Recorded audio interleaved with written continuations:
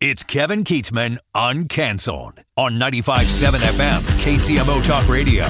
Good morning, Kansas City. Welcome to Uncanceled on KCMO Talk Radio, 95.7 FM. I am your host, Kevin Keatsman. We are settling in hump day, middle of the week, Wednesday, and it's about to cool off in the big city, and maybe fall is just around the corner. We got real football games coming up on Saturday in college football. The Chiefs play the Bears at Arrowhead on Friday night. I'm swinging out of summer mode and into something this tweener season where, the pool's still open, but there's football going on. Ooh, what is better than that? We got some really good topics on the broadcast today, including in just a moment. I can't, I love a good lead where I can't get through it without laughing. Adam Schiff has started a legal defense fund. We're going to have the details for you coming up in just a moment. Also, a park ranger in Yosemite claims she was fired because of the new anti-woke administration in Washington, D.C. We'll fill you in on there. Why Costco is no longer selling the abortion pill. There you go. And those Red Hot Royals. Really strong stuff today on the broadcast. And we'll start with a couple of topics that have caught my eye. The first is just the fact that Adam Schiff has had to start a legal defense fund.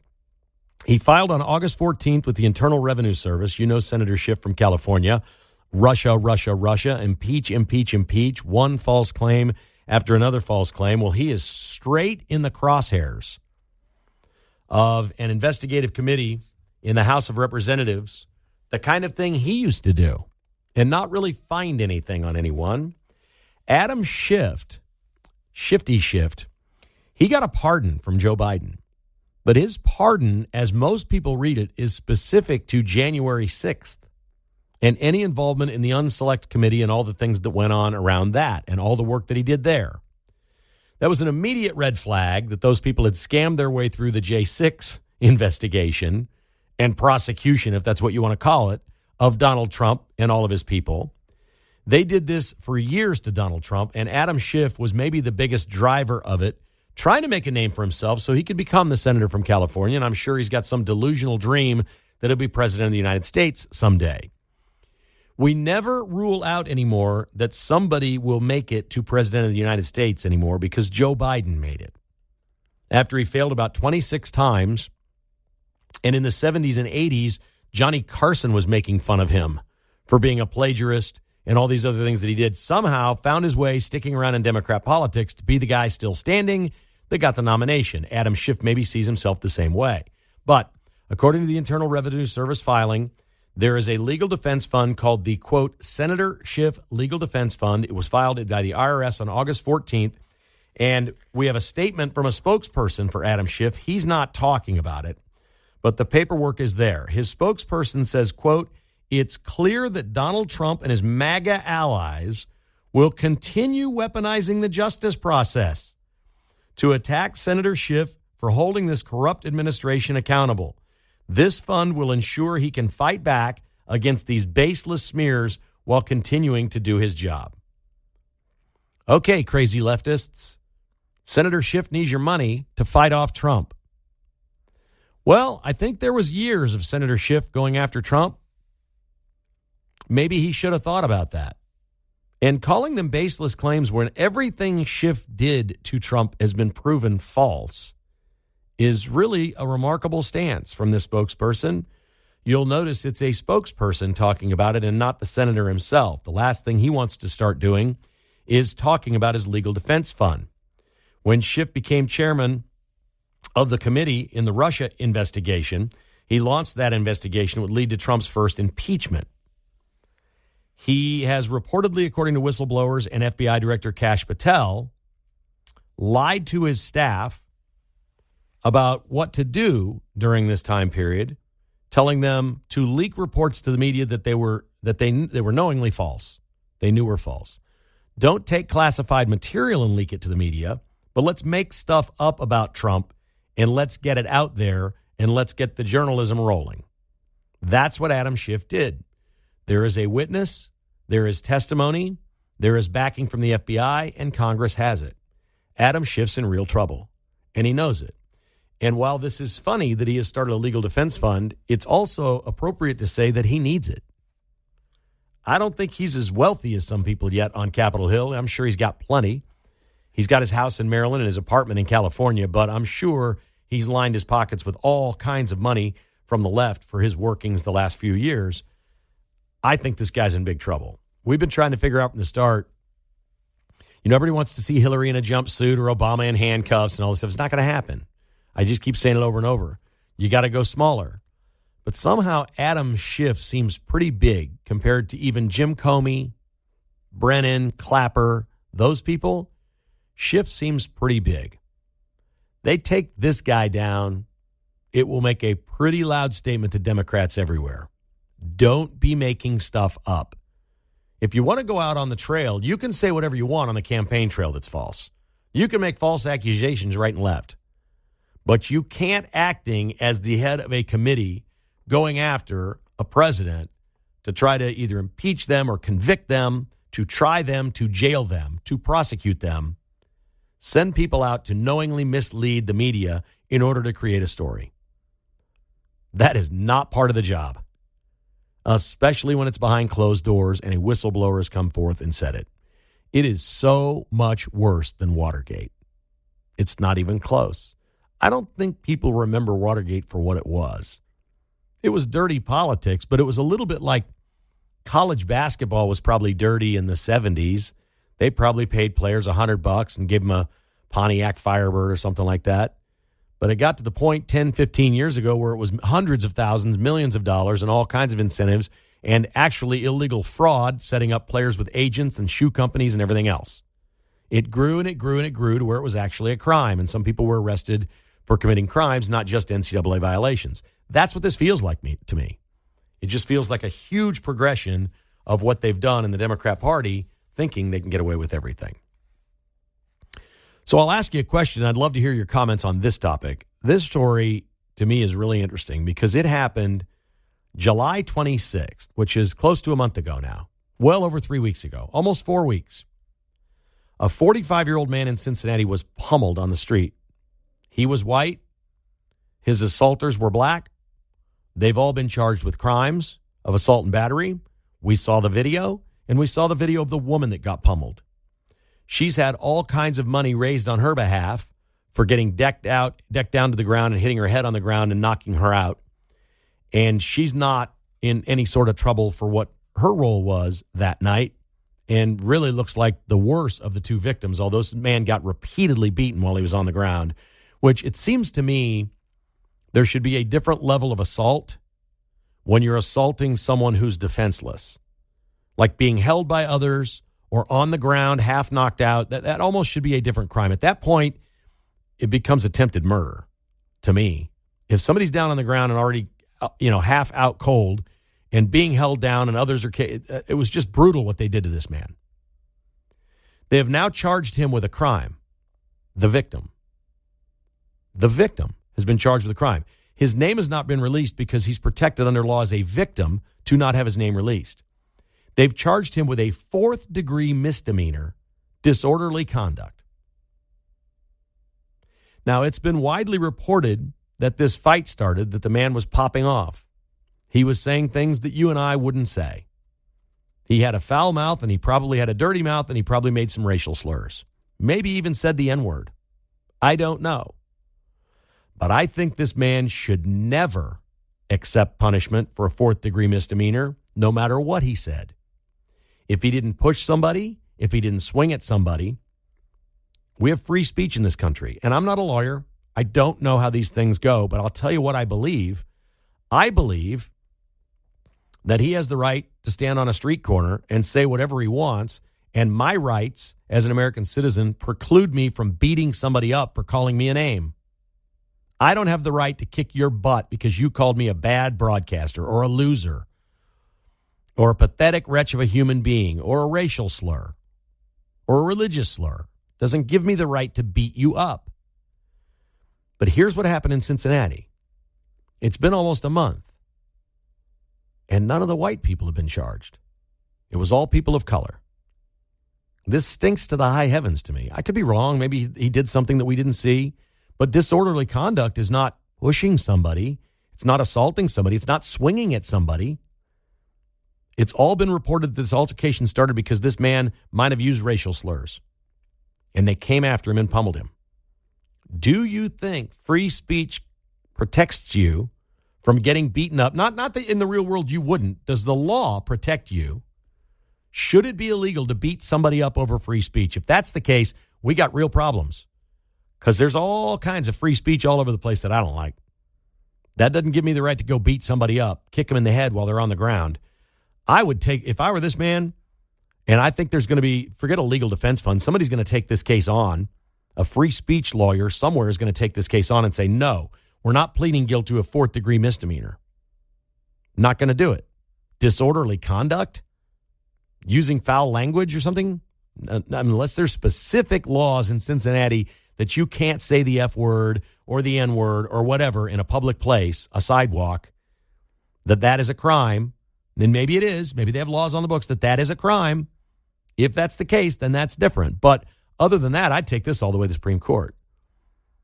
I honestly believe it. I think we have a right to say whatever we want to anybody we want without fear of being beaten up or shot or killed. Now, your common sense may tell you you're pretty stupid if you do that.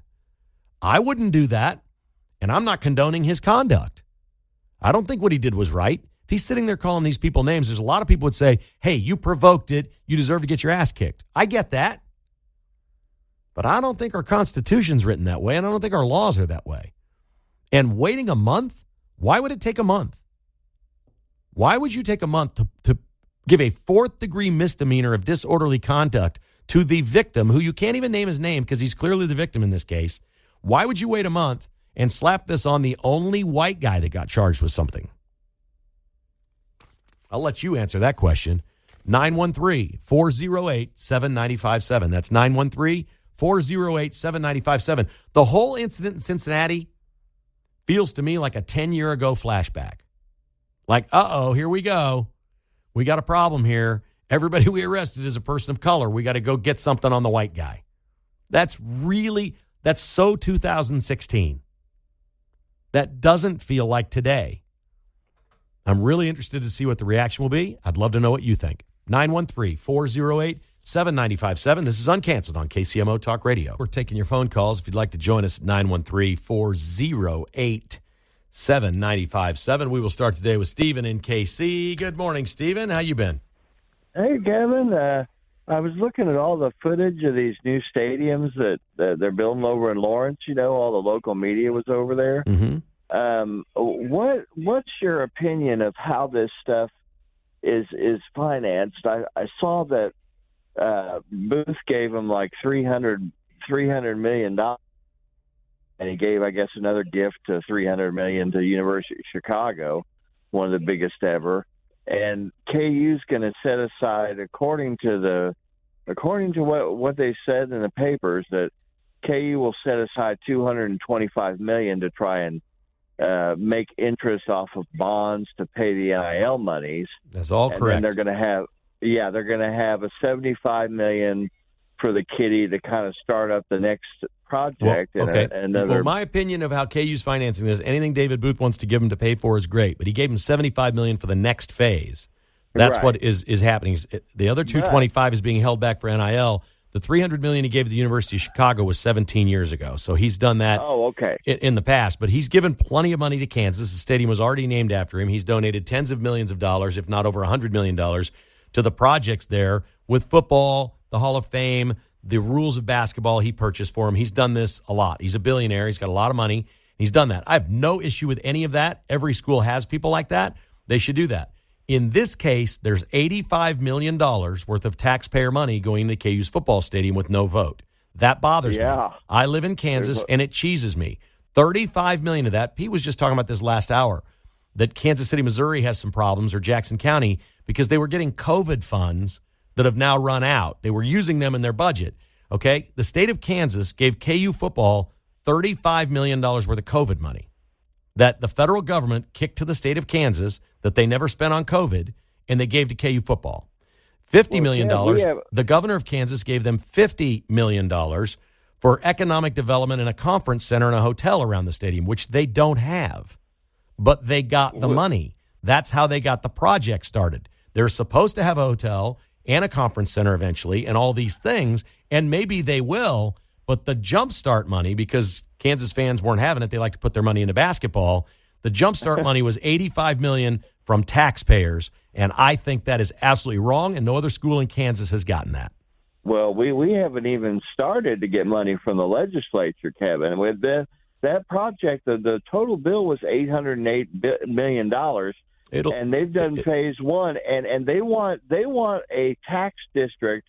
They want another $350 from the legislature. Correct. And they must have the votes. Or these aren't star bonds. We wouldn't be proposing this. And these aren't star bonds. These are not star bonds. It is a star bonds district in Lawrence. The entertainment center is. But the entertainment center is going nowhere. The money that was given to them has been for the football stadium. Right. But there's a football dorm and a $300 million parking garage underneath the hotel. There's no hotel. But when they build it, my point is, what's to prevent K-State from coming in and saying, well, we need a dome over Bill Snyder Family Stadium? Nothing, but that's wrong too. I know, but why? How is this going to get? How can they? Why isn't the endowment? Right. Why is the KU endowment not paying for this? Well, I can tell you this: I don't KU, understand. A good call. KU is $32 million under budget as a university this year, and they've told their employees there will probably be a hiring freeze, even if Kansas employees at the state of Kansas get a raise. They probably won't at KU. They also receive money at the school from the athletic department that they probably will no longer get because of NIL.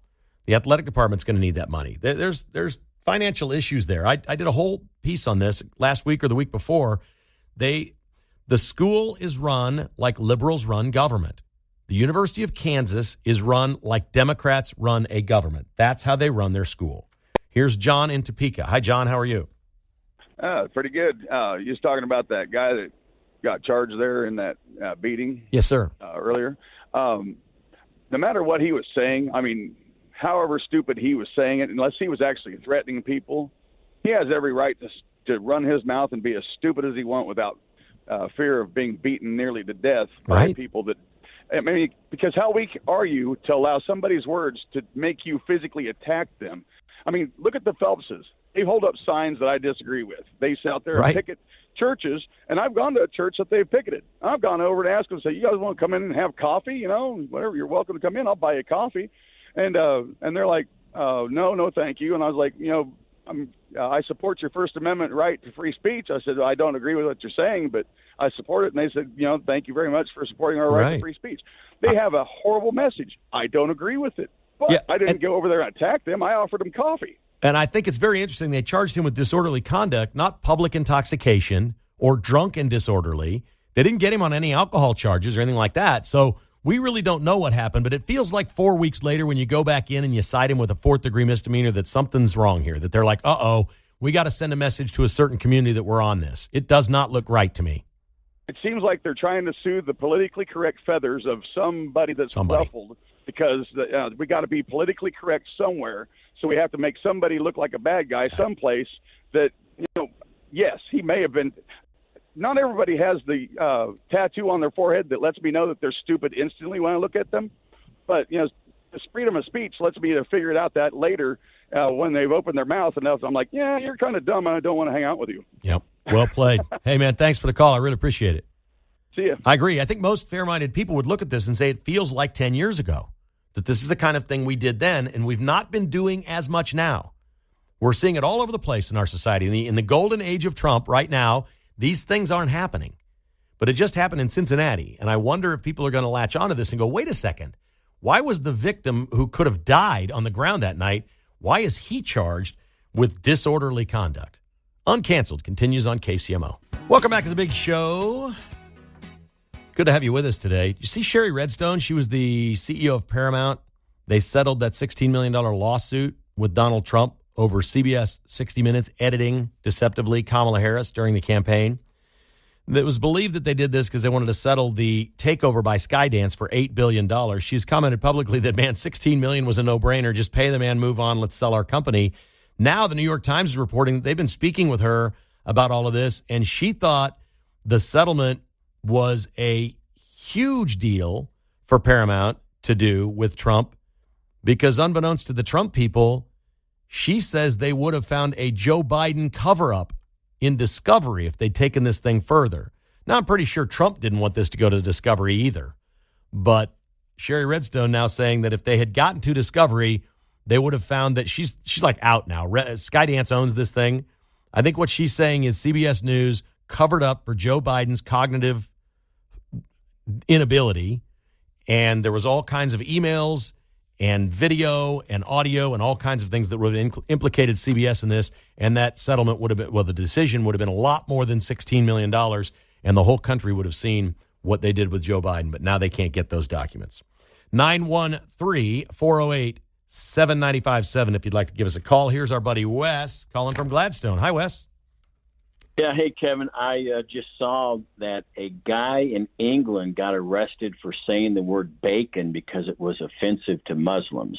Now, there goes their freedom of speech. But so as far as the thing in Cincinnati goes, okay, if you're a white guy and you're out drinking at a place like that and you start using the N-word in front of black people, you might get punched. Now, right. You shouldn't be attacked by a mob and, almost killed, okay? Right. But I also look at it, if you're white, well, one, blacks can use the N-words, but white can't. But whites can't. That to me is a freedom of speech issue, okay? But if you want to use the N-word as a white person in public, what that tells me is, well, I don't have to guess you're an idiot racist.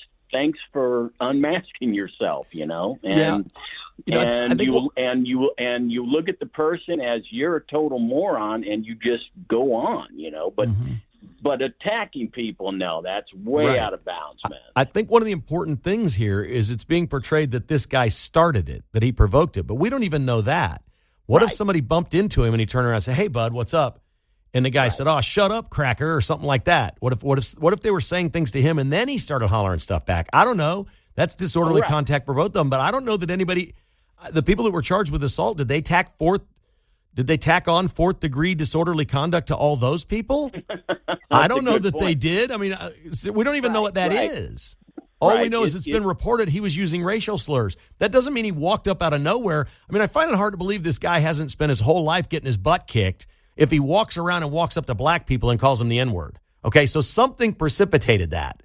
I don't think the man just walked up to 6 black guys and started calling them all the N-word. That doesn't sound right to me. I think all this is some DEI person in Cincinnati government is like, oh, we got to cover our butts here and we got to charge this guy. It's ridiculous. I think you're probably right. Good stuff, buddy. Thanks, Wes, as always. Appreciate you. Very nice. I love what's going on in Oklahoma. It was announced this week in Oklahoma that Oklahoma has no sanctuary cities, no sanctuary jurisdictions at all. Oklahoma has now announced a long-range agreement with ICE, and they will be deporting very soon 500 illegal aliens that are in state of Oklahoma institutions already incarcerated for crimes committed. Think of that for a second.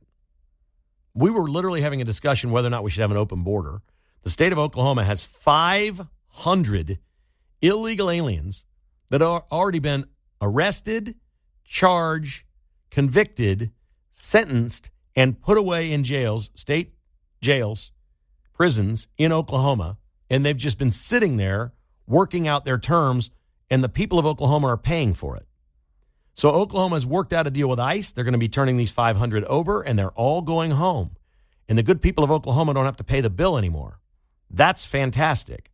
They also have agreed in Oklahoma that what they will do with their arrangement with ICE, any single law enforcement agency in Oklahoma that comes across an illegal alien that's a criminal must immediately be turned over to ICE. They will not even go into the state system. We don't want to try these people. We don't want to go through the process. Our lawyers don't need to be defending them. We don't need judges sitting on a court, and we certainly don't need the good people of Oklahoma sitting on juries. That's out. We're done with this. The sheriff or the highway patrol or whatever in Oklahoma just pulled you over. You're an illegal alien or you've committed a crime or whatever. I mean, the truck driver the other day, immediately the truck driver is turned over to ICE. There is no prosecution in Oklahoma. Now, Florida wants to prosecute that guy. They want to imprison him for life. They want to send him, they think sending him home is too good. Well, we had this boxer, Julio Cesar Chavez. You may have heard of him.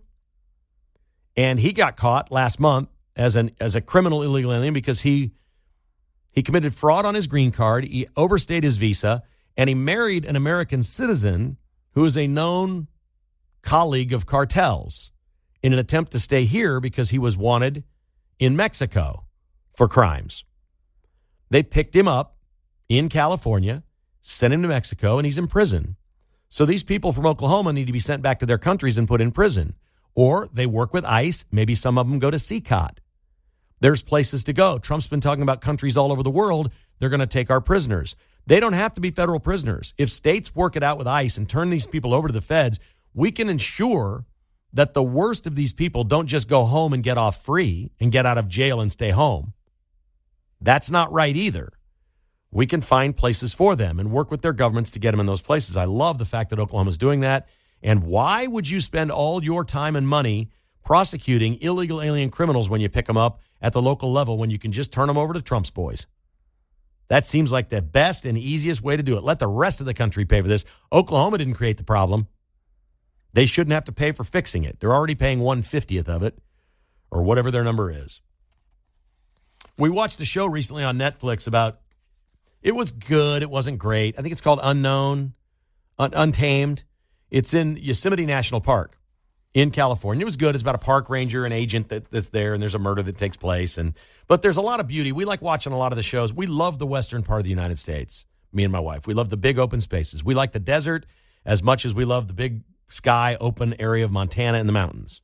We just love the big open spaces. So we watch all these shows that are set in those places, and some of them are good and some of them are bad. But this is the first one we'd watched about Yosemite. And as you're watching it, you're seeing all the landmarks. I've not been to Yosemite. I've been to many of the national parks. Next week, we're going to be spending some days at Zion National Park in Utah. Can't wait. Never been there. Very much looking forward to going. So we're watching this show in Yosemite, and I don't know much about it other than when I was a kid, there was a cartoon character named Yosemite Sam. And he was the big guy with the mustache and the guns, right? Hey! I remember Yosemite Sam. And we're watching this. And there's all these landmarks like El Capitan, the rock formation in Yosemite. They're a part of the show. And then I see this story this morning at Breitbart. Park ranger fired after teaming with drag race star to hang the trans flag in Yosemite National Park from El Capitan rock formation. This is a great story. In a post on Instagram, August 18th, Shannon Joslin revealed she'd been fired from her post with the National Park Service last week after she had, quote, hung a trans flag on El Capitan in May. Joslin added that she had done so in her free time, off duty, as a private citizen. The Daily Mail reported that Joslin, who identifies as being non-binary, holds a PhD in genomics and studies bats. And we're not talking baseball. Last week, I was fired from my dream job as a permanent park ranger with the NPS for practicing my First Amendment right. In May, I hung a trans flag on El Capitan that celebrates my acceptance of my identity. I hung the flag in my free time, off duty, as a private citizen.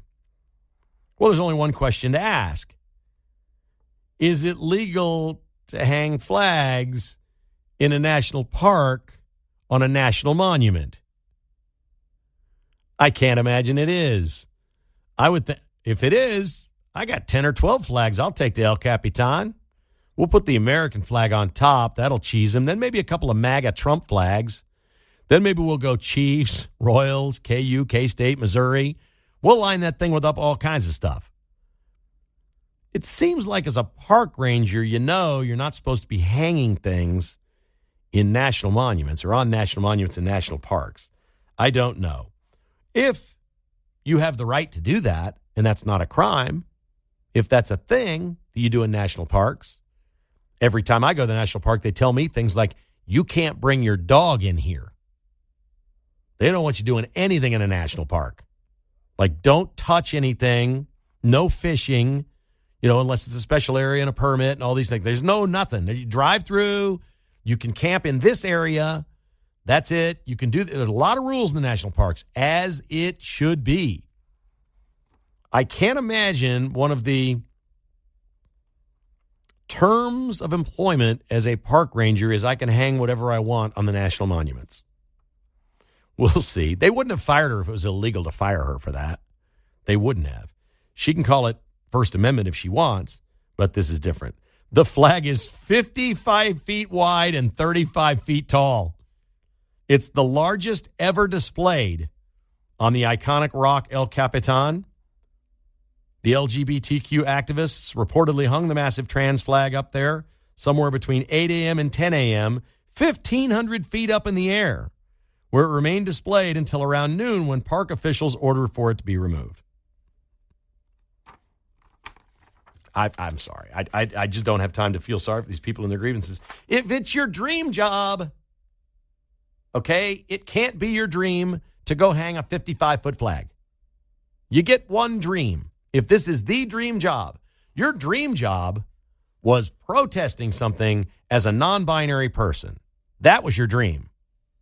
You just happen to be a park ranger that did it. Sorry, I don't feel bad for you. I just don't. Electric vehicle maker Rivian is in trouble. Rivian makes a really upscale electric vehicle. A lot of people just love them. If EVs are your thing, they're $100 million underwater and perhaps headed toward bankruptcy. The reason is fuel restrictions have changed under Donald Trump. Tax breaks are gone for Rivians, and they're having trouble competing in the marketplace. Well, imagine that.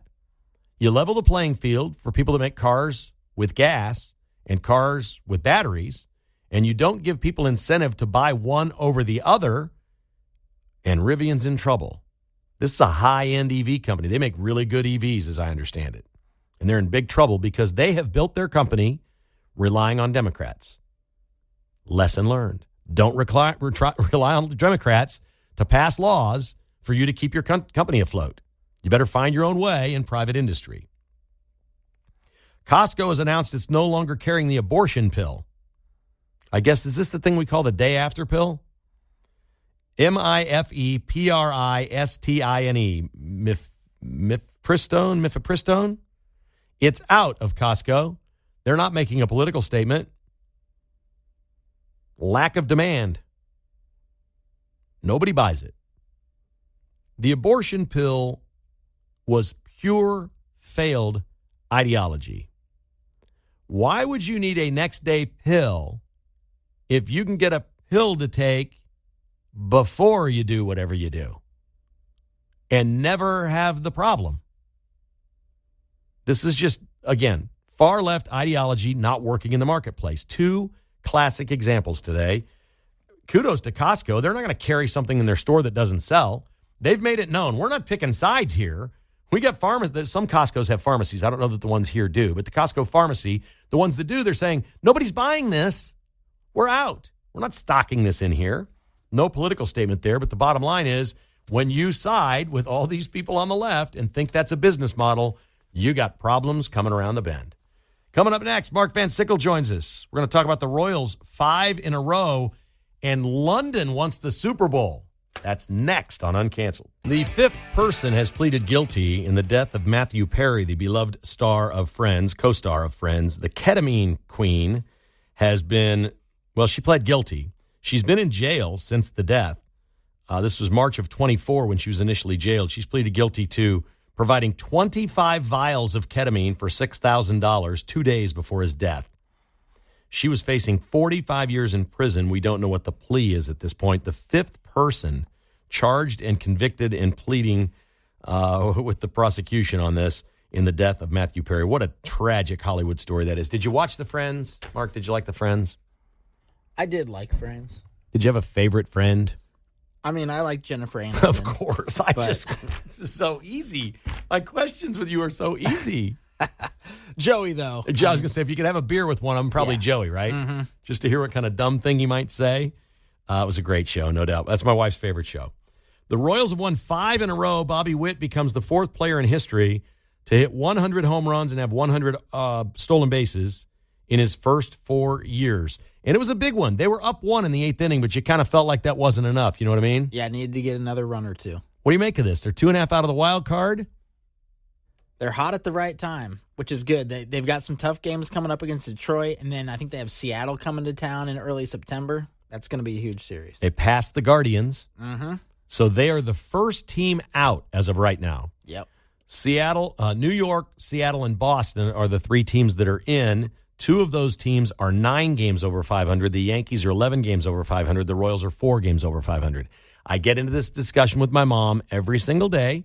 She likes to do the game, how many games back, and I always say double it. That's what your problem is. There's 5 games difference. If somebody's 9 games over and you're 4 games over, you need 5 outcomes.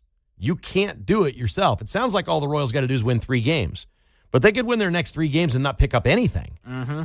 So I always look at what the number is you need to do to get in the playoffs. We figure that's going to be about 10 over. So the Royals are 4 over right now, playing their second best ball of the season. They had a hot stretch earlier this year. Yep. Lugo was better last night. That's a big deal. They needed that. I was really worried, weren't you? I was a little concerned after he gave up 7 runs against, the Nationals? Yeah. Yeah, I didn't like that. Couldn't throw strikes. Kept walking guys and then grooving it down the middle.